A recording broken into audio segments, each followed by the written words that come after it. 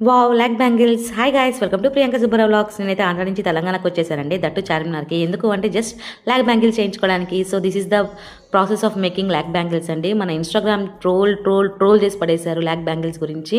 And నేను scroll చేస్తున్నప్పుడల్లా దీని గురించే వస్తూ ఉందనమాట. అందుకని ఇంకా నాకు ఇష్టపడి నేనైతే వచ్చేసాను చార్మినార్ చేయించుకోవడానికి.